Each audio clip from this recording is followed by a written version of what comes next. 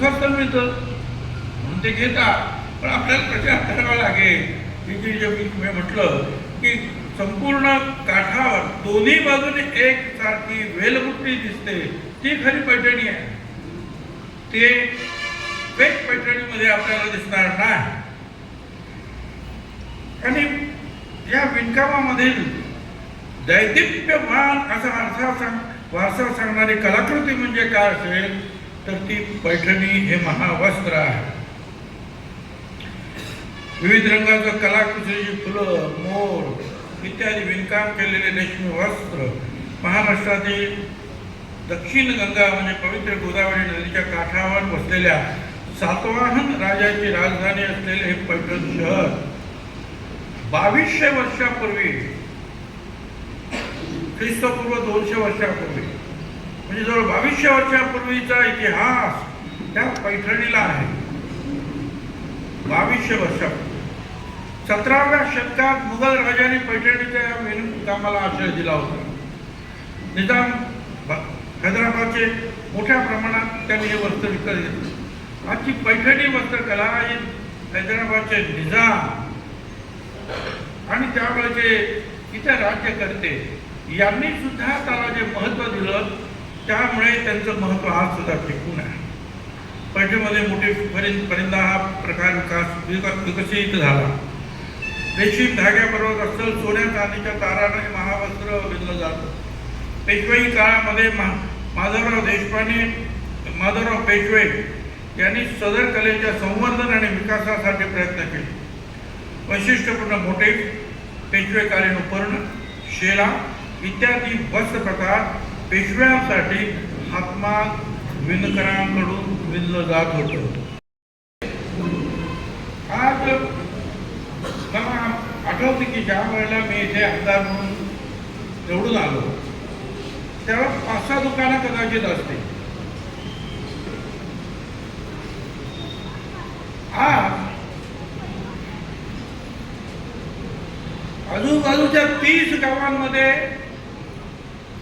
पैठणी विणल्या जात आहेत.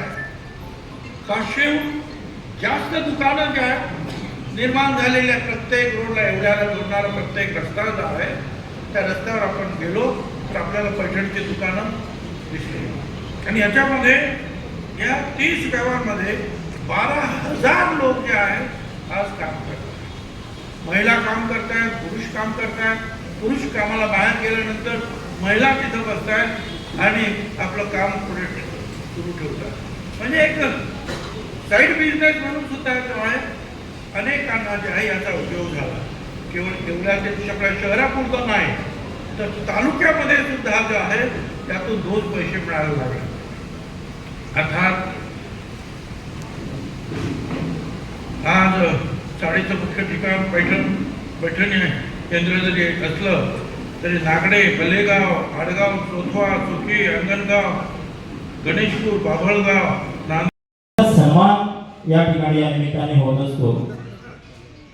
ह्या वर्षामध्ये आपले स्वतःच्या हस्तकले, संस्कृती आणि समृद्ध वारसा विणणारा माझा विणकर बांधव, या विणकर बांधवाचा गौरव करण्याचा रमाकांत भावसार, मयूर मेघरा ज्यांनी हा कार्यक्रम करण्यासाठी कष्ट घेतले. साधारण श्यामदास वालजे नावाच्या एका गुजराती व्यापाऱ्याला हाती धरून पैठणहून येवलेवाडीला म्हणजे आपल्या येवल्यामध्ये पैठणी विणणारे कसबी कारागीर इथे आणले आणि त्यांच्याकडून पैठणीचं उत्पादन सुरू झालं. पैठणचं नाव जरी असलं तरी सगळ्यात जास्त उद्योग, सगळ्यात मोठा उद्योग हा आज येवल्यातच आहे. येवला येथे 12,23 लाख रुपयाच्या सामायिक सुविधा केंद्रासाठी कॉमन फॅसिलिटी सेंटर राज्य शासनाकडून अंतिम मान्यता आपल्याला मिळालेली आहे की ज्यामुळे सगळी प्रक्रिया जी आहे इकडे सुरू.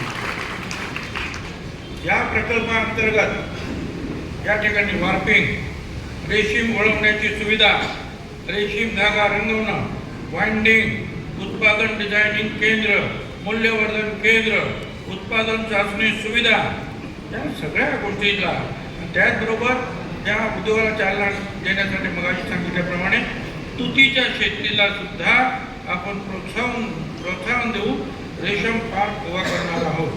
यासाठी एरंडगाव खुर्द तालुका येवला इथं गट नंबर 293 मध्ये 25 एकर जागा रेशीम पार्कसाठी आपण दिलेली आहे। तर अशा रीतीने एक म्हणजे केवळ हा रोजगाराचा विषय नाही, तर हा आपल्या इतिहासाचा, संस्कृतीचा आणि आत्मनिर्भरतेचा भाग आहे। मग असे सांगितलं आपल्या अगोदरच्या वक्त्याने, लोकल फॉर लोकल म्हणजे स्थानिक उत्पादनासाठी आवाज उठवा, त्याची गरज आहे आणि त्यामध्ये हातमागाचं स्थान अत्यंत महत्वाचं आहे। मला आठवतं आपण जेव्हा पैठणी पर्यटन केंद्राचं उद्घाटन केलं तेव्हा कलाकार दिवंगत श्रीदेवी यांना आपण बोलवलं। प्रचंड गर्दी झाली, आपल्याला कल्पना आहे। त्यांना स्वतः आपण जे आहे एक मोठी पैठणी सुद्धा त्यांना आपण दिली। आज त्यांना हयात नाही, परंतु या कार्यक्रमामुळे सुद्धा सगळ्यांचं लक्ष जे आहे त्या पैठणीकडे गेलेलं आहे। एक ब्रँड त्यांच्या नावाने आपोआपच निर्माण झाला होता। वेगवेगळ्या प्रकारे जे आहे पैठणीचं महत्त्व लोकांकडे न्यायचं आहे, त्यांचं लक्ष आपल्याला खेचून घ्यायचं आहे। यासाठी हे असे कार्यक्रम तर करायचे आहेत। त्याने आनंद स्वदेशी चळवळ सुरू झाली त्यावेळेला सुद्धा आपण पाहिलं तर मगाशी सांगितल्याप्रमाणे आपण परदेशी याच्यावर त्यांच्या विरुद्ध आपण लढा पुकारला। आपल्या या महायुती सरकारने विणकरांचे प्रश्न सोडवण्यासाठी नेहमी प्राधान्य दिले आहे। 2023 ते 28 अंतर्गत हातमाग विणकरांना उत्सव भत्ता आपण देतो आहोत। दरवर्षी पुरुषाला 10,000 रुपये आणि आमच्या भगिनींना 15,000 रुपये जे आहे दिला जात आहे। पारंपरिक विणकरांचे सर्वेक्षण करून त्यांना केंद्र शासन, राज्य शासनाकडे नोंदणी करून ओळखपत्र सुद्धा देण्यात येणार आहे। शेती खालोखाल मगाशी सांगितलं, प्रमुख व्यवसाय जर कुठला असेल तर हा कापड उद्योग आहे। आज 9 फेब्रुवारी 24ला येवल्यात शासकीय रेशीम खुली बाजारपेठ निर्मितीसाठी वस्त्रोद्योग विभागाने मान्यता दिलेली आहे। त्यासाठी तिथे फार मोठा खर्च सुद्धा करणार आहे। या ठिकाणी शेतकऱ्यांना तुती, तसर रेशमी लागवडीसाठी प्रोत्साहन देण्यात येणार, त्यांना अनुदान देण्यात येणार। रेशीम जवळपासच निर्माण झालं पाहिजे म्हणून हा प्रयत्न आहे। आता आपल्याला बँगलोर आणि इकडे तिकडे कुठे कुठे जावं लागतं, ते इथेच निर्माण झालं पाहिजे, इथेच तूप तयार झालं पाहिजे, इथेच रंगवलं गेलं पाहिजे, इथंच त्याच्या पूर्ण प्रक्रिया निर्माण झाल्या पाहिजे आणि मग त्याचं विणकाम सुद्धा झालं पाहिजे। हा आपला उद्देश, त्या दृष्टीने आपण प्रयत्नाची पराकाष्ठा करतो आहोत।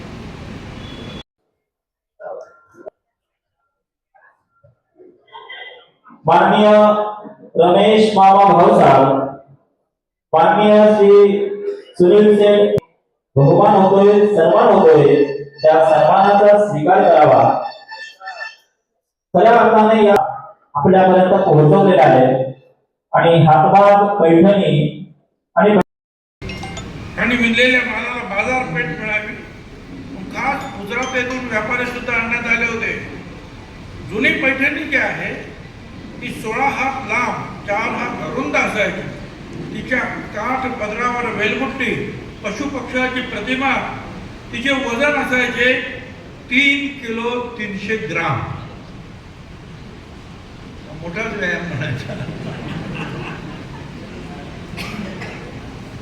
एका पैठणीसाठी त्यावेळेला साधारणतः 22 तोळे चांदी बरोबर 6, 8, 12 क्वचित 18 मासे म्हणजे सुमारे 18 ग्रॅम सोनं जे आहे त्यावेळेला वापरलं जाईल. म्हणजे ही जी परंपरा जी पुढे चालली हळूहळू ते कमी होत गेलं असं करायचं. पण लग्नात सुद्धा पैठणी पाहिजे आणि ती पैठणी जी आहे त्यानंतर सांभाळून ठेवण्यात येते आणि आपल्या मुलीला आपल्या पुढच्या मुलीला पुढच्या जी पिढी आहे तिच्याकडे ती सोपवली जाते. एवढी ही पैठणी जी आहे महत्वाची आहे. बोलण्यासारखं खूप आहे. आपल्या उपस्थितीमध्ये राष्ट्रीय विणकर दिन साजरा झाला. विणकरांसाठी अनेक योजना देखील आपण सांगितल्या. नेमकी आता येवल्याच्या पैठणीसाठी आणखी काय स्वरूप देण्याचा प्रयत्न असतो? ही पैठणी ही एक धागा विणून जो आहे निर्माण केली फार मोठी कलाकृती आहे आणि ती 2200 वर्षापासून जी आहे या देशामध्ये आणि विशेषतः या भागामध्ये अस्तित्वात आहे. सगळ्यात जास्त पैठणी ज्या आहेत या येवल्यामध्ये तयार होतात. आज 12,000 विणकर जे आहेत या उद्योगामध्ये आहेत. 12,000. आता जवळजवळ 500 दुकानं आहेत. त्या विणकरांना सुद्धा जे आहे महिलांना वर्षाला एक उत्सव भत्ता म्हणून 15,000 रुपये, पुरुषांना 10,000 रुपये आपण देतो आहोत आणि आता पेन्शन सुद्धा त्यांना द्यावी यासाठी सुद्धा आपण प्रयत्न करतो आहोत. इथे रेशीम पार्क उभं राहावं जेणेकरून या पैठणीसाठी लागणारा जो कच्चा माल जो आहे तो इथे निर्माण होईल.